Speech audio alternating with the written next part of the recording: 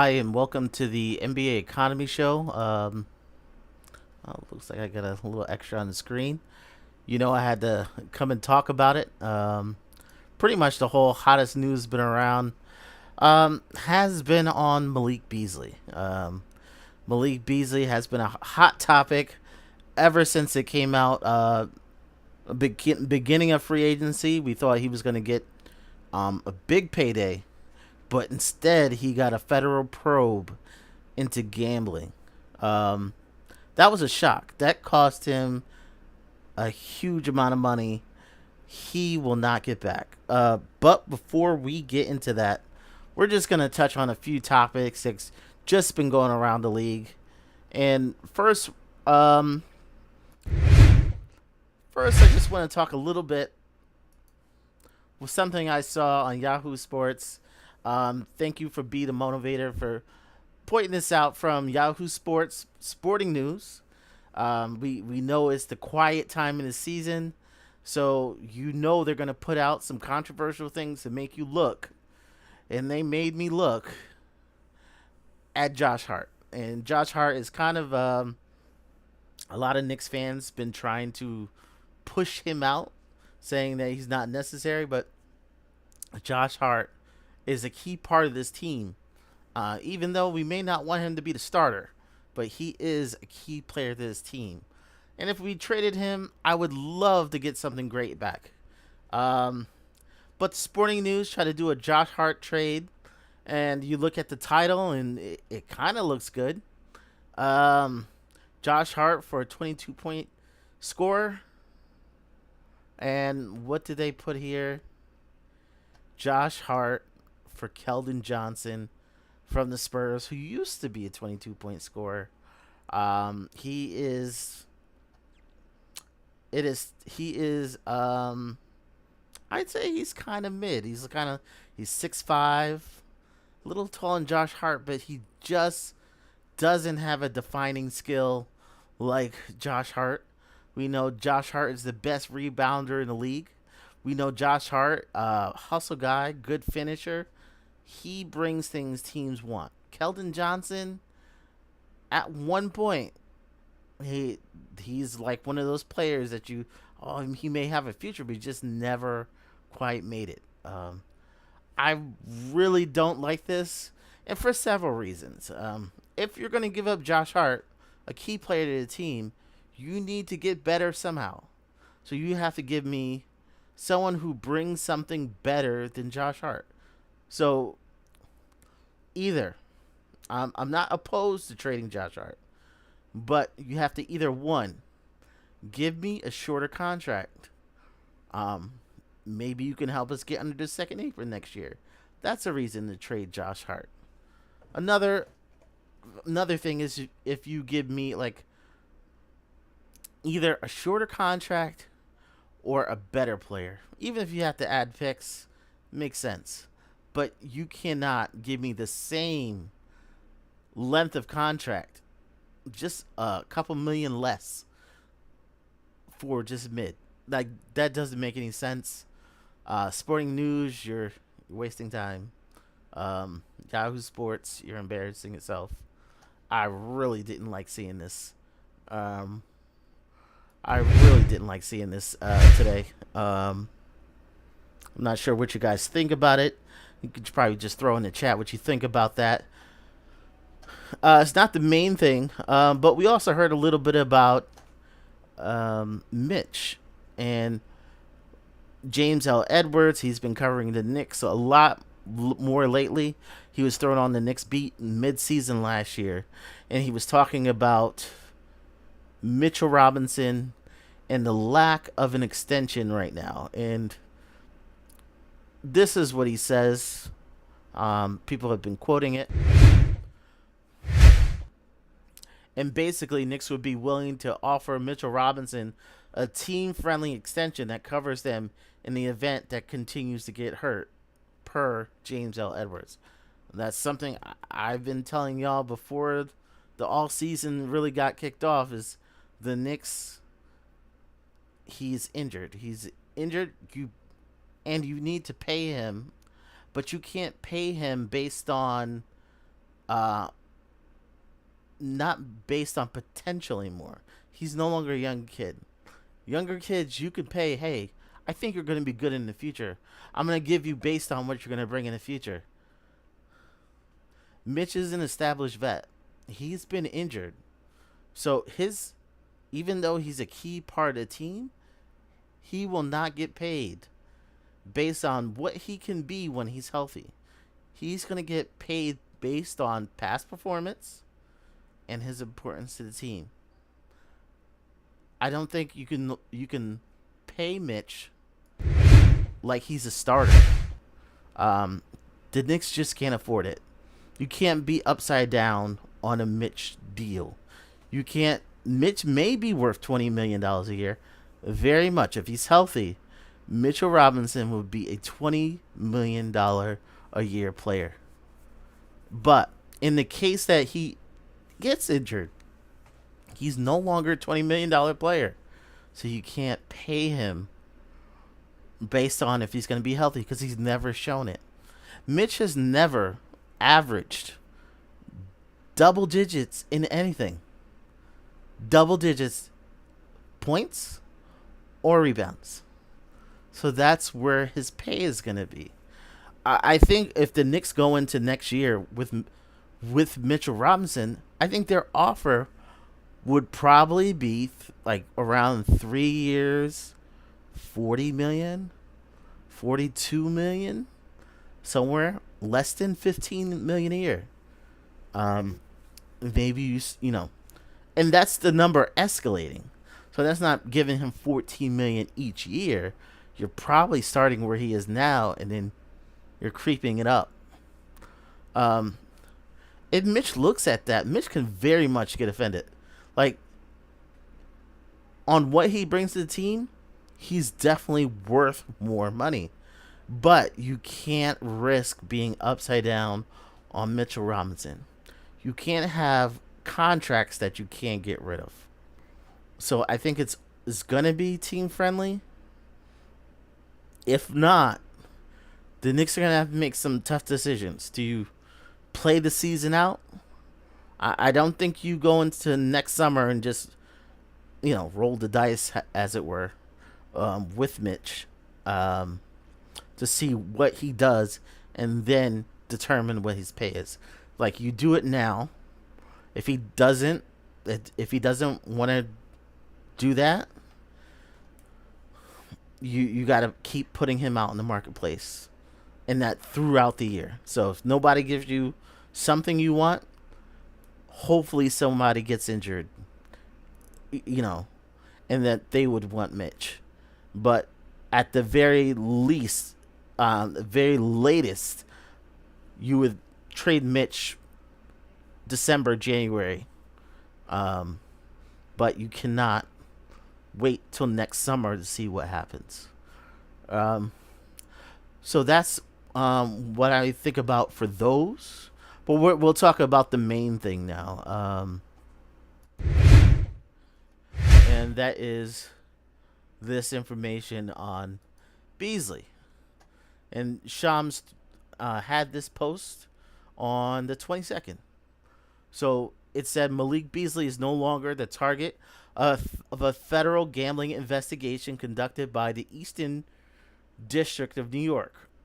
And that's, his lawyer said this. The thing I have issue is a lot of people, when they're quoting these articles, they keep saying that Malik Beasley has been cleared. Malik Beasley has not been cleared. He's no longer a target of the investigation. And that's a big difference. And I think people, maybe they watch a little too much Law and Order, and they think they know what these legal terms mean. No. What the Eastern District of New York is saying about Michael Beasley is it is not worth their time to try to put him in jail. Maybe there's bigger players to get, but the way that these DAs work, they're trying to get wins. They try to get a good win percentage. And not only win percentage, you need big wins. So if they go after Michael Beasley on circumstantial evidence, like they know he did it, but a jury can look at it and is not incontrovertible. It's a 50-50 case, and you spent millions on this case on 50-50 evidence. If you're 50-50 and you spent millions of dollars, that's going to cost you your job. They don't want that. So he's no longer the target of the probe. That doesn't mean he didn't do anything wrong. That doesn't mean if they find something later on, they're not going to circle back either. Also, Malik Beasley is not out of the woods. The NBA has its own investigation into this. And in the NBA investigation, they don't need incontrovertible evidence. They don't need beyond the shadow of a doubt. All they need to know is you did something fishy, and it wasn't good for the league. And Adam Silver can suspend you because he has that power. Just like how John Morant got suspended for waving around a legal weapon. Like, he had papers on the weapon. He didn't do anything illegal, but he still got suspended. This Malik Beasley is not out of the woods. So if they don't find anything concrete, I can't say that he would get suspended for a whole year, but I can very much see him getting suspended 20 games, 30 games, a half a season. And at this point, the league hasn't even spoken on it. So he's a free agent. You can sign Malik Beasley for how much money you want. And if he gets suspended and he can't play, you're out that money. And that's what every team has to think about. So that's something to think about, that he's not off the hook. So he's a very desirable player, one of the best shooters in the league, but that's something that's hanging over his head. I think pretty soon you'll hear something from the league. I don't think he'll get nothing. I think at the very least we're talking 15 games. Just 15 games. At the very least. Even though he's no longer the target of a federal investigation. Okay. So that's that part. That's the legal part. Now we're going to talk about the financial part. We're going to talk about the team part. And the future of Malik Beasley. And we know a lot of embarrassing details had come out about Malik Beasley in the last month or so. Talking about his finances, owing barbers money, defaulting on rent. Like, this is embarrassing. I think very, very embarrassing. I think people, I don't think people know how easy it is to fall into debt when you're like someone in the league with money. You're supporting other people, and you got people on the payroll, and you're supporting your parents, and you're supporting your aunts, uncles, nieces. Things can get out of hand. But he was doing this with a known paycheck. Like, Malik Beasley was not a year.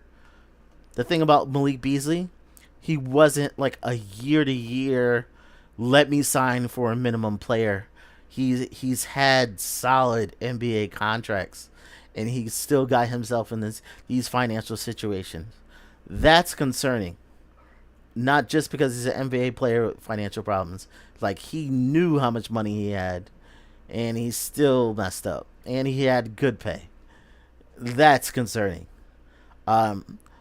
Malik Beasley has always had questionable judgment. from Larsa Pippen was a whole mess. Like the thing about it is, maybe people don't think that's worth it, but the thing is, like you drop a whole family cold turkey for another woman. That's just not good business sense, or like a rational person wouldn't do that in the public eye, knowing that people sees this in plain view. Like that's someone who has like questionable decisions. That's something on Malik Beasley. I really will never understand. He has questionable judgment, but he can really shoot. He can really shoot. He's one of those 40% shooters. He's a player that every team would love to have. So who gets Malik Beasley? Well, if it was up to Malik Beasley, he probably would have went back to Detroit. Detroit was readying a huge contract for him this summer. But we saw what Detroit did. Instead of when Malik Beasley got in trouble, they signed two guys in his spot. So they got two shooters to cover where Malik Beasley was. Not only that, they got Ivy coming back. So Detroit is already stacked. But even though Detroit's stacked, Malik Beasley probably is still begging Detroit to take him back. It's probably the place where he can get the most money right now. And seeing his money troubles, you want to recoup as much money as you can. So I think his number one choice would be Detroit. But Detroit would have a hard time bringing him back and keeping everyone happy. Where else? Cleveland has checked in on Malik Beasley. And let's look at Cleveland.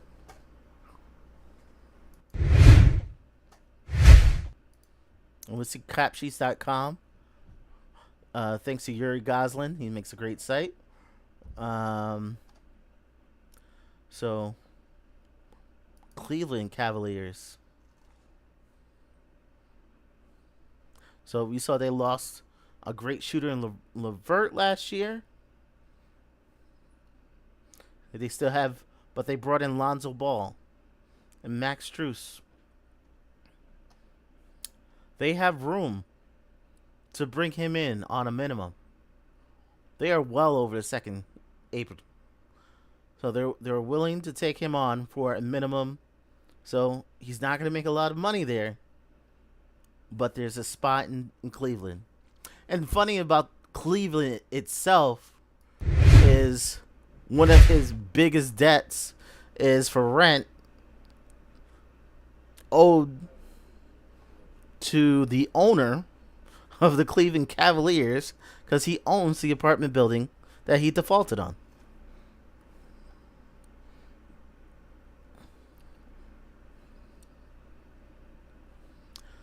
But is there a future?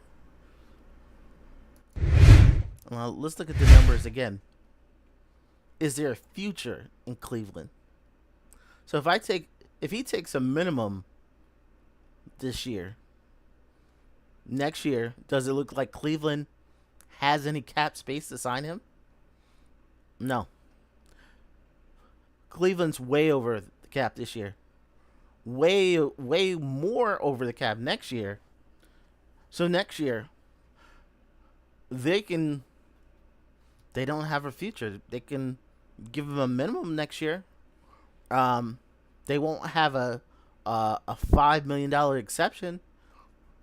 So there isn't much of a future there. So if he's going to Cleveland, it's for a rental. What about New York? Because the Knicks have done their homework on him. They trying to see the likeliness he gets suspended. The Knicks are on the line of being the second apron.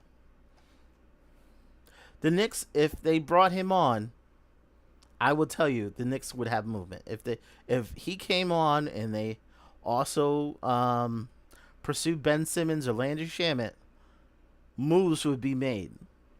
Like someone would be moved to make room for this to happen. Knicks are in the same situation. They're over the cap this year.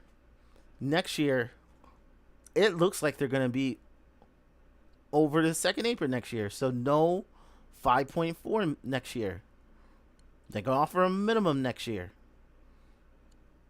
So there's not really a future in New York either. So the two options that have checked in on Malik Beasley are rentals. So out of the two rentals, who is better, Cleveland or New York? Well, I think New York has a distinct advantage. And I think the Knicks have a real opportunity to steal Malik Beasley. And I think it's pretty simple. Malik Beasley wants to make the money that he thought he was going to get this summer. But if he wants to like defer to next summer, be the hot free agent next year, he's not going to do it playing on the bench of any of these teams. Detroit, Cleveland, or New York. The distinct advantage the Knicks have is the Knicks can offer him the starting shooting guard spot. And that's the one advantage the Knicks have. Is the Knicks can promise him, I can play you 30, 28 minutes a game. That spot's yours. Probably the only team on this list that would promise Malik Beasley something like that. Probably one of the only teams in the NBA that would do this at all. And I think that's the Knicks' opportunity to steal Malik Beasley. Even though I know Lee and many others are saying, wow, he'd be great off the bench. But that carrot to get Malik Beasley is offering him to be the starter. I'm just gonna look at the comments, everybody. Just Knicks coming in early. Everyone like and subscribe. Thank you for putting out that message. We're trying to get to 1,000 subscribers for the season. Mikel P. Randu 1975. Thanks for supporting again. Coach Yar. Yeah. Detroit, they wouldn't need cap space to sign their own player. Yes, and also Detroit actually has some cap space left over. The one problem is with Detroit. Your natural thought is like, hey, why doesn't Detroit be greedy and just sign him for more money than everybody else can offer, but not that much money, and then trade him? But the problem is, if you sign him for 2 years or less, he gets a no trade clause. So the NBA kind of like is trying to stop these kind of loopholes from happening. So if Detroit, just greedy, it's like, hey, we'll just throw him on the bench. $6 million, $7 million doesn't mean much. He would have a no trade clause, and then you couldn't trade him. You couldn't trade him anywhere but where he wants to go. So, just Detroit, just signing him to be greedy doesn't really work. And Detroit is kind of like on that edge of are we a playoff team, or are we like a really good playoff team, or are we a play-in team? So they probably want to use that their last spot, or invest in a forward. So when it comes to Malik Beasley, I think Malik Beasley is going to take his time. I don't think he should be in a rush. I think all these teams want to hear from the league first. You want to hear from the league what his suspension will be, or suspension at all. I think there will be a suspension. If it's 15 games, I don't think any team would still blink. It wouldn't be much to him. But want to hear the suspension first, then I think he's probably looking to get signed. But nobody's going to do anything just blind without Adam Silver giving the yay or nay. I think the Knicks have a legit chance to sign him. I know my initial was like, there's so many other teams with more money. That's true. But there's not so many other teams with opportunity. If he gets 15 minutes a game, doesn't matter if it's a contending team, and next summer he comes out asking for $15 million $15 million a season, like, that's a non-starter. Like, what he's looking to do is jump back in where he was before. He's trying to do what Gary Trent Jr. did, where he was looking for $25 million a year. But what happened to Gary Trent Jr. is he didn't play so well when he signed that little deal. So the next year, $25 million is off the table. And this year, Gary Trent Jr. signed for much less. So he needs to play minutes. And I think Knicks are the one team that could play minutes. The sad thing is, if the Knicks got him, changes, even though he would be a 1-year rental, changes would need to be made. And I think that would be the end of Deuce. I think that would be the end of Deuce right there. So that's kind of my thoughts on Malik Beasley. Just throw in the chat, what do you think? Malik Beasley, yay or nay? If you throw it in the chat, love to hear what you said. Say about Malik Beasley. Let's go look at his numbers.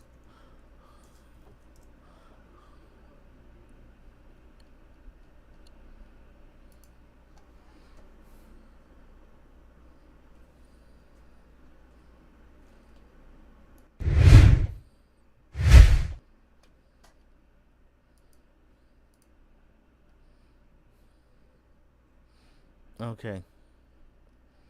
So we saw last year he played all 82 games, 27.8 minutes a game, 16.3 points a game, shot 43% from 2, 41.6% from 3. With 9.3 3-point attempts a game. And that's the numbers that were going to get him paid. This would have easily got him $14-15 million this year. And I think those numbers are gone. But one thing we've seen, he hasn't played less than 22. He hasn't played less. He played less than 25 minutes a game only twice since 2020. Actually, he was traded in that year. So the last time he played like backup minutes, 2019,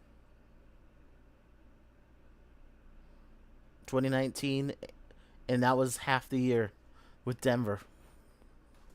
So he doesn't want to give. Once you become that backup, that starter money is out the window. So that's what I think about Malik Beasley. I think the Knicks kind of have an edge if they're willing to use it. But that's a big commitment.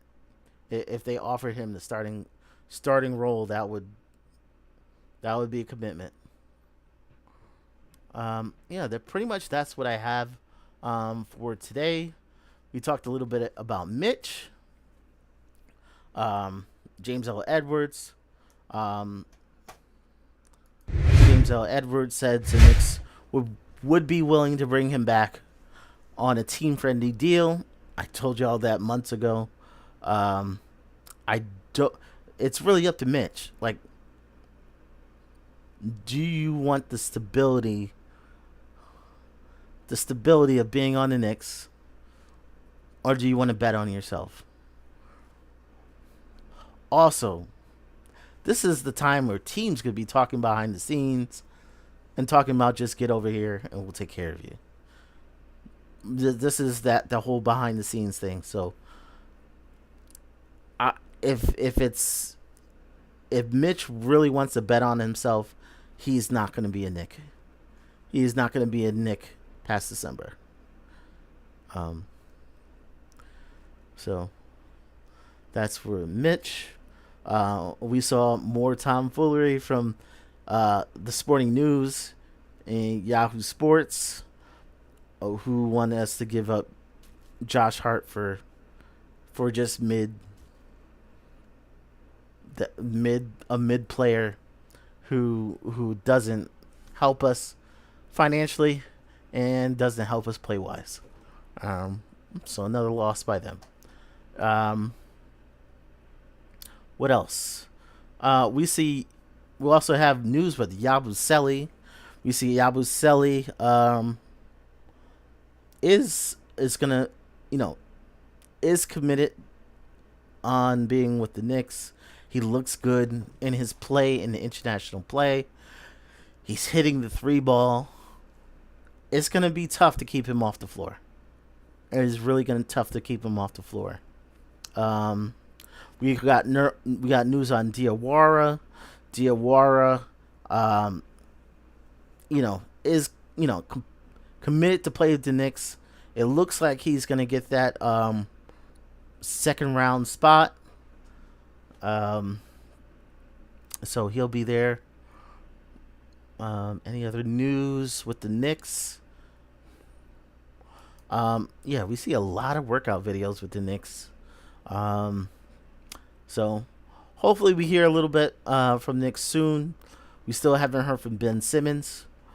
And I really, and people are really thinking Ben Simmons is sitting thinking about what team he's going to next. And I don't think that's the case. I think Ben Simmons is waiting on a situation to happen. I think the situation is he's waiting on Boston. Because the Boston has been shopping Simons. They can't trade Simons to September.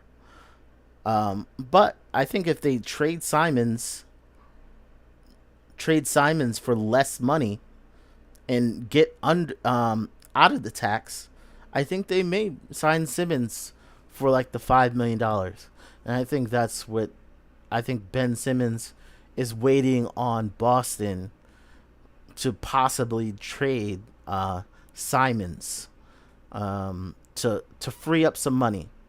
With the new ownership in Boston, they lost a lot of money last year, and they are trying to get money back from the league. They're not looking to pay out all this money for a team that's not going to go anywhere this year. So I think Simmons is waiting on. We may not hear anything until like the first or second week in September, and I think Simons is the key. Simons is the key for him to get to Boston for more money. I thank everybody for joining me this evening. I don't like talking very long. Please like and subscribe. We're gonna bring more content at least once a week. I'm trying to get some more guests on, and next week I think there's gonna be a nice collaboration. Maybe not on this channel, but I will let you know what's happening. There might be a nice collaboration between a few YouTube channels um, that I may be a part of. We will see. So thank you everybody for joining. I do have a Cash App link in there. Any donations really help the channel. So I thank everybody for joining, and I'll see you next time on NBA Economy Show.